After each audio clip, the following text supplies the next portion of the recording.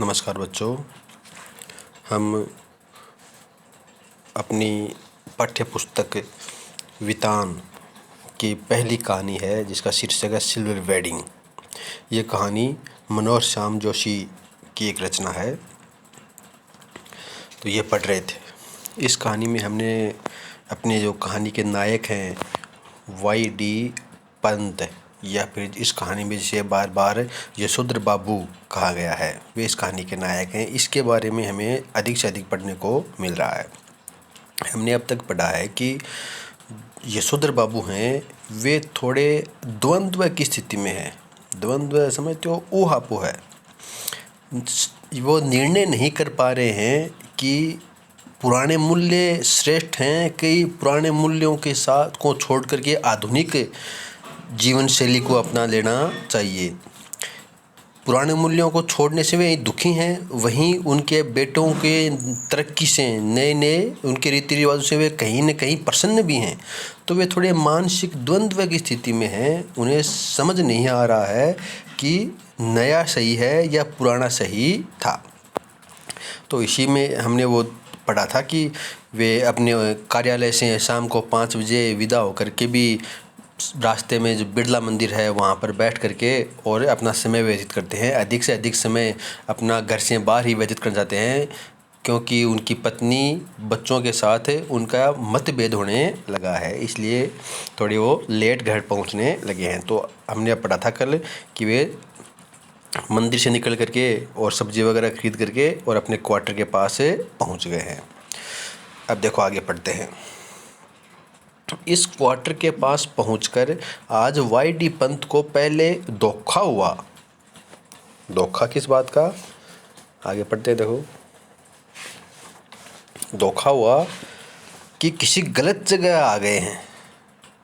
क्यों? क्योंकि क्वार्टर के बाहर एक कार खड़ी थी, कुछ स्कूटर मोटरसाइकिलें खड़ी थी और बहुत से लोग विदा ले रहे थे। प्रश्न पूछ सकते हैं कि अपने क्वार्टर के पास पहुंचकर या क्वार्टर के सामने पहुंचकर वाई.डी. पंत को धोखा क्यों हुआ? क्योंकि वे एक साधारण रहन सहन वाले व्यक्तित्व के धनी व्यक्ति थे, लेकिन उनके घर के बाहर एक कार, कुछ मोटरसाइकिल, बहुत से लोग और बरामदे में रंगीन कागज़ की झालरें, गुब्बारे लटक रहे थे, रंग बिरंगी रोशनियाँ जली हुई थी।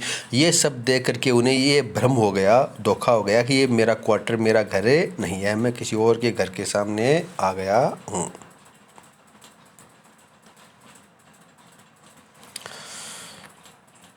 फिर उन्हें अपना बड़ा बेटा भूषण पहचान में आया, जिससे कार में बैठा हुआ कोई साहब हाथ मिला रहा था और कह रहा था, give my warm regards to your father. आपके पिता को मेरा हार्दिक प्रणाम, या आपके पिता को मेरी शुभकामनाएं देना। ये कार में बैठा हुआ व्यक्ति यशोधर बाबू के पुत्र को हाथ मिलाते हुए कह रहा था। यशोधर बाबू ठिठक गए। क्वार्टर के बाहर थोड़ा दूर से देखा कि क्वार्टर के सामने आ गए, लेकिन वहीं पर ही रुक गए। उन्होंने अपने से पूछा, क्यों? आज मेरे क्वार्टर में ये क्या हो रहा होगा? उसका जवाब भी उन्होंने अपने को दिया, जो करते होंगे ये लोंडे मोंडे, इनकी माया यही जाने। ये लोंडे मोंडे थोड़ा स्थानीय शब्द है। ये उसका वैसे तो इस मतलब कि अंग्रेजी में लड़कों को बोलते हैं, बॉय को बोलते हैं लोंडे मोंडे। जो थोड़ा आधुनिक हो जाते हैं, नए रीति रिवाजों को पालन करते हैं, उनके लिए ये शब्द गढ़ लिया गया है। तो अपने पुत्रों के लिए कहा है कि पता नहीं क्या करते होंगे ये लड़के, इनकी माया यही जाने। यशोधर बाबू का ध्यान इस ओर गया कि उनकी पत्नी, उनकी बेटी भी कुछ मेम साहबों को विदा करते हुए बरामदे में खड़ी हैं। लड़की जीन और बगैर बाह का टॉप पहने हुए है। यशोधर बाबू उससे कई मर्तबा, कई दफ़ा, कई बार कह चुके हैं कि तुम्हारी ये पतलून, पैंट और सैंडो बनने वाली ड्रेस मुझे तो समहाउ इम्प्रॉपर मालूम होती है। तो थोड़ी देर में ही पहले पुत्र को देखा और फिर अपनी पत्नी और बेटी को भी बरामदे में देखा, जो कुछ मेम साहबों को विदा कर रही थी। यशोधर बाबू की लड़की ने जीन्स और बगैर बाह का ऊपर टॉप पहन रखा था, जो कि यशोधर बाबू को समहाउ इम्प्रॉपर, अनुचित लगता था। किसी भी तरह से वो उचित नहीं था, अनुचित ही लग रहा था। उन्होंने कह भी दिया कि तुम्हारी ये जो ड्रेस है ये मुझे अनुचित लगती है, लेकिन वह भी जिद्दी ऐसी कि इसे ही पहनती है और पत्नी भी उसी की तरफदारी करना मतलब उसी की ही पक्ष लेती है।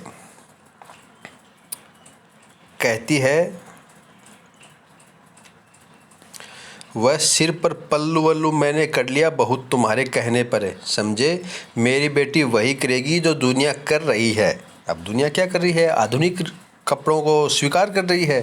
तो पल्लू वल्लू सिर पर करना था ना कि मैंने कर लिया, अब मेरी बेटी ही नहीं करेगी। ये यशोधर बाबू की पत्नी के विचार हैं। पुत्री का पक्ष लेने वाली ये पत्नी इस समय ओठों पर लाली और बालों पर खिजाब मतलब जो कलर करते हैं ना, बाल कलर करने की होते हैं ना, उसको बोलते हैं खिजाब। तो बालों में कर लगाए हुए थी, जबकि ये दोनों ही चीज़ें आप कुछ भी कहिए यशोधर बाबू को समहाउ इम्प्रॉपर ही मालूम होती थी। अब पत्नी ने भी ओठों पर लाली लिपस्टिक लगा रखी थी और बालों में खिजाब यानी बाल भी कलर कर रखे थे, और दोनों ही बातें यशोधर बाबू को अनुचित लगती थी। उनको ये पसंद नहीं थी कि उनकी पत्नी इस प्रकार के व्यवहार करे। कौन सा व्यवहार? मतलब थोड़ा सजना संवरना, लिपस्टिक लगाना, बालों में कलर वगैरह करना,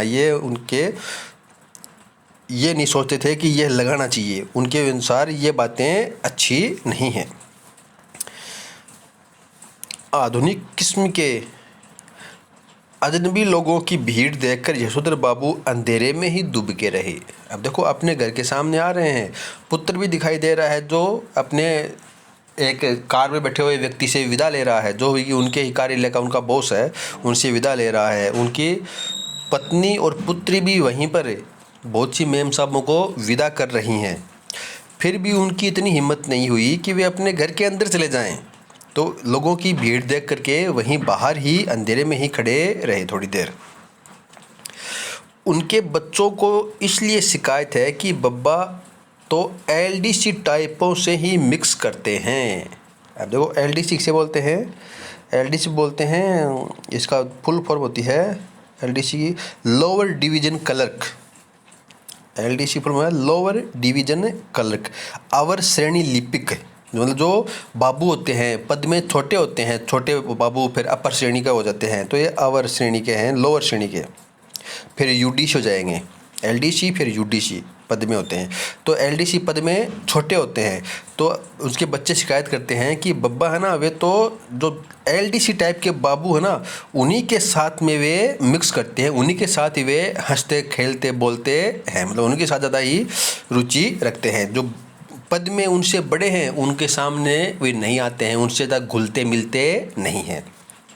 और ये हो भी रहा है क्योंकि वहाँ पर कुछ अजनबी साहबों को, मैम साहबों को देख करके वह बाहर अंधेरे में ही खड़े रहे, और यही उनके बच्चों की शिकायत भी है। जब कार वाले चले गए तब यशोधर बाबू ने अपने क्वार्टर में कदम रखने का साहस जुटाया। भीतर अब भी पार्टी चल रही थी। उनके पुत्र पुत्रियों के कई मित्र और उनके कुछ रिश्तेदार जमे हुए थे।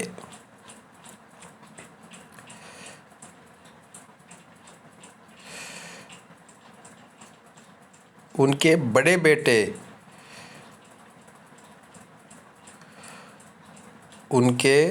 बेटे ने झिड़की सी सुनाई, बब्बा आप तो हद करते हैं। सिल्वर वेडिंग के दिन 8:30 बजे घर पहुंचे हैं, अभी तक मेरे बॉस आपकी राह देख रहे थे कि बब्बा आप तो हद करते हैं। सिल्वर वेडिंग के दिन भी कोई इतना लेट थोड़ी आता है कि आप इतने देरी से घर पहुंचे हैं। मेरे बॉस अभी तक आपकी ही राह देख रहे थे। हम लोगों के यहाँ सिल्वर वेडिंग कब से होने लगी है? यशोधर बाबू ने शर्मीली हंसी हंस दी। कैसी हंसी? शर्मीली, जैसी हंसी किसंदा हंसते थे, थोड़ी शर्माते थे, फिर झप्पी हुई सी हंसी हंसते थे, तो वैसी हंसी उन्होंने भी हंस दी।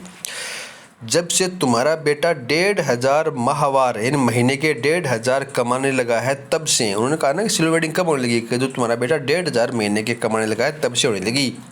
ये टिप्पणी थी चंद्रदत्त तिवारी जी की, जो इसी साल SAS पास हुआ है और उन दूर के रिश्ते से जसदूर बाबू का भांजा लगता है। तो ये व्यक्ति है चंद्रदत्त तिवारी, जो SSA ये है सांख्यिकी विभाग में कोई सॉफ्टवेयर होता है, उसमें अधिकारी होते हैं। तो वहाँ पर लगा हुआ, तो उसने कहा कि तुम्हारे पुत्र जब से 1500 प्रति माह कमाने लगा है तब से ही ये पार्टियाँ वार्टियाँ होने लगी है, सिल्वर वेडिंग वगैरह होने लगी हैं। यशोधर बाबू को अपने बेटों से तमाम तरह की शिकायतें हैं, मतलब बहुत सारी कई प्रकार की शिकायतें हैं, लेकिन कुल मिलाकर उन्हें ये अच्छा लगता है कि लोग बाग उन्हें ईर्ष्या का पात्र समझते हैं। अब देखो, मैंने कहा ना आपको आज के शुरू में कि यशोधर बाबू हैं इस कहानी के जो नायक हैं, वे थोड़े द्वंद्व की स्थिति में हैं। उन्हें समझ नहीं आ रहा है कि वे नए को स्वीकार करें या पुराने के साथ ही चिपके रहें। अब देखो, जो उनके पुत्र पुत्रियां जो नए पार्टी वगैरह करते हैं, ये उन्हें अच्छी नहीं लगती। इसके लिए क्या कहा उन्होंने, कहा कि अपने यहाँ पर सिल्वर वेडिंग कब होने लगी। लेकिन इसी के साथ उन्हें ये अच्छा भी लगता है कि लोग बाग उन्हें ईर्ष्या का पात्र समझते हैं, उनसे लोग जलते हैं। किस कारण जलते हैं, कि उनका पुत्र नौकरी लग गया है, ये सिल्वर वेडिंग वगैरह पार्टी वगैरह करते हैं तो धनाढ़ हो गए हैं। ये बात उन्हें दूसरों को जलाती है, ये सोच करके वे खुश भी होते हैं, उन्हें अच्छा भी लगता है। भले ही उन्हें भूषण का गैर सरकारी नौकरी करना समझ में न आता हो, तथापि वह बखूबी समझते हैं कि इतनी, अब देखो ये पार्टी का है, अपनी पाठ्यपुस्तक में चित्र दिया हुआ है, तो गुब्बारे वगैरह लगे हुए हैं, ये फूल वगैरह सजे हुए हैं, ड्रेसिंग टेबल है, उनका पुत्र किसी से हाथ मिला रहा है। ये उधर उनकी पुत्री है जो बगैर बाह का टॉप पहने हुए है। ये जसदूर बाबू घर में प्रवेश कर रहे हैं इधर से। ये जसदूर बाबू की पुत्री है, ये पुत्री है और ये उनकी पत्नी है। थोड़ा फूलदान वगैरह रखे हुए हैं। तो ये इस प्रकार का एक चित्र भी इस पाठ को समझने के लिए अपने यहाँ पर दिया गया है, पाठ्य पुस्तक में दिया गया है।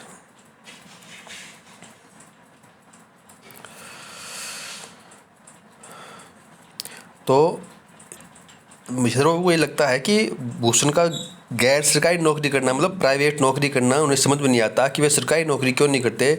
लेकिन ये भी बखूबी समझते हैं, मतलब बहुत अच्छी तरह समझते हैं कि इतनी छोटी उम्र में 1500 माहवार यानी महीने के 1500 महीने का तनख्वाह प्लस मतलब जोड़ कन्वेंस अलाउंस होता है यात्रा भत्ता, एंड तुम्हारा अदर पर्क्स पा जाना, ये होता है वेतन के अतिरिक्त कोई अन्य सुविधाएं मिलती हैं, जैसे कोई क्वार्टर वगैरह का लाभ मिल जाए या फिर कोई स्टेशनरी वगैरह का मिल जाए, कोई और तरह तरह के लाभ होते हैं, सुविधा मिल जाती हैं। तो वे सब सुविधाएं पा लेना भी कोई छोटी बात नहीं है, कोई मामूली बात नहीं है। यानी 1500 पर मंथ यशोधर बाबू को अपनी नौकरी के अंतिम वर्षों में मिलना शुरू हुआ है, जबकि उनके पुत्र को शुरुआत में ही 1500 प्रति माह तनख्वाह मिलने लगी है। तो ये कोई छोटी बात नहीं है, ये भी यशोधर बाबू समझते हैं। फिर भी ये सोचते हैं कि वह प्राइवेट नौकरी, गैर सरकारी नौकरी क्यों करता है, सरकारी नौकरी इसे करनी ही चाहिए। इसी तरह भले ही यशोधर बाबू ने बेटों की खरीदी हुई हर नई चीज़ के संदर्भ में यही टिप्पणी की हो कि ये क्या हुई, समहाउ मेरे तो समझ में आता नहीं, इसकी क्या ज़रूरत थी, तथापि उन्हें ये कहीं ना कहीं इस बात से थोड़ी खुशी भी होती है कि इस चीज़ के आ जाने से उन्हें नए दौर का, निश्चय ही गलत, उनके अनुसार गलत है, लेकिन वे नए आधुनिक मान के अनुसार बड़ा आदमी मान लिया जा रहा है। मिसाल के तौर पर, उदाहरण के लिए, जब बेटों ने गैस का चूल्हा जुटाया तब यशोधर बाबू ने उसका विरोध किया। आज भी वह यही कहते हैं कि इस पर बनी हुई रोटी मुझे तो समहाउ रोटी जैसी लगती नहीं। तथापि वह जानते हैं कि गैस न होने पर वह इस नगर में चपरासी श्रेणी के मान लिए जाते हैं। मतलब दिल्ली में रहते हैं, राजधानी में रहते हैं, तो वहाँ पर अगर किसी के पास गैस का चूल्हा नहीं है तो वह चपरासी श्रेणी का व्यक्ति मान लिया जाता है, यानी उनसे ऊपर सभी के पास गैस के चूल्हे हैं। तो गैस का चूल्हा घर पर आया, दुखी हुए, कुड़मुड़ाए, इसकी क्या ज़रूरत है, ये है वो है, लेकिन अंदर अंदर खुश भी हुए कि चलो अब मैंने थोड़ा बड़ा आदमी तो मान लिया जाएगा। चाहे उनके नज़रिए से गलत ही सही है, मानक है, ये स्टैंडर्ड है, लेकिन वो अब बड़े व्यक्ति की श्रेणी में आ रहे हैं। इसी तरह फ्रिज के संदर्भ में क्या कहा, आज भी यशोधर बाबू यही कहते हैं कि मेरी समझ में आज तक ये नहीं आया कि इसका फ़ायदा क्या है फ्रिज का। बासी खाना खाना अच्छी आदत नहीं ठहरी, बासी खाना खाना अच्छी आदत नहीं ठहरी, और ये ठहरा इसी काम का कि सुबह का बना के रख दिया और शाम को खाया। अब फ्रिज आया, उसके लिए भी भाई फिर से कुड़मुड़ाए, क्या कहा कि इसकी ज़रूरत क्या है फ्रिज की, फ्रिज में तो सुबह बना के रख दिया, खाना शाम को खा लिया। मतलब इसलिए तो फ्रिज देखते हैं ना कि इसमें रखा हुआ चीज़, खाना खाने की सामग्री है वो ख़राब नहीं होती है। तो वे ज़रूरत क्या है कि सुबह का बनाया हुआ शाम को खाए, ताज़ा बनाओ ताज़ा खाओ, तो इसकी ज़रूरत ही नहीं है। आगे क्या कहा, इसमें रखा हुआ पानी भी मेरे मन तो आता नहीं, गला पकड़ लेता है। कहते हैं क्या कहा कि बासी खाना अच्छी बात नहीं, तो इसकी ज़रूरत नहीं। ठंडा पानी होता है इसमें, तो ठंडा पानी पीने से गला पकड़ लेता है, तो उसकी भी ज़रूरत नहीं, तो फ्रिज को नहीं लेना चाहिए। जब फ्रिज आया घर पे तो उन्होंने ये कह करके उसको अस्वीकार किया। मगर आगे देखो, द्वंद्व में है, मगर इस बात से संतुष्ट होते हैं, अंदर अंदर खुशी भी महसूस होती है कि घर आए साधारण हैसियत वाले मेहमान इस फ्रिज का पानी पीकर अपने को धन्य अनुभव करते हैं। लेकिन साथ साथ ही उन्हें इस बात की खुशी भी होती है कि साधारण जो उनके हैसियत में साधारण व्यक्ति हैं, अगर उनके घर पे आए तो उन्हें फ्रिज का ठंडा पानी पीने को दिया जाता है, तो वे फ्रिज का पानी पी करके अपने को धन्य महसूस करते हैं। तो इस बात की उन्हें खुशी भी होती है। अपनी सिल्वर वेडिंग की ये भव्य पार्टी भी यशोधर बाबू को समहाउ इम्प्रॉपर ही लगी। समहाउ इम्प्रॉपर मतलब किसी भी तरह उचित नहीं लगी, कि इसकी कोई ज़रूरत नहीं है इतनी भव्य पार्टी की। भव्य पार्टी मैंने देखा था ना आपको चित्र में, इसमें गुब्बारे वगैरह, फूल वगैरह ये सब लगे हुए हैं, खाने पीने की टेबलें भी लगी हुई हैं, तो ये सब उन्हें अनुचित लगा। तथापि फिर भी इस बात से संतोष हुआ कि जिस अनाथ यशोधर के जन्मदिन पर कभी लड्डू नहीं आए, जिसने अपना विवाह भी कोऑपरेटिव मतलब सहकारी समिति से 2-4 हज़ार कर्जा निकाल किया, बगैर किसी धूमधाम के, उसके विवाह की 25वीं वर्षगांठ पर केक, 4 तरह की मिठाई, 4 तरह की नमकीन, फल, कोल्ड ड्रिंक्स, चाय, सब कुछ मौजूद है।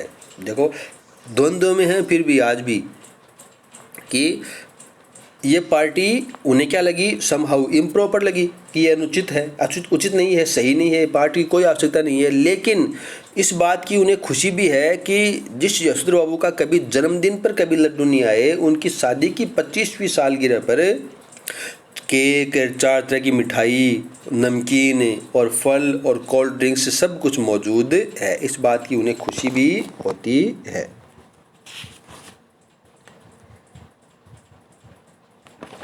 चलो आज इतना ही पढ़ेंगे, बाकी का अध्ययन हम कल करेंगे। धन्यवाद।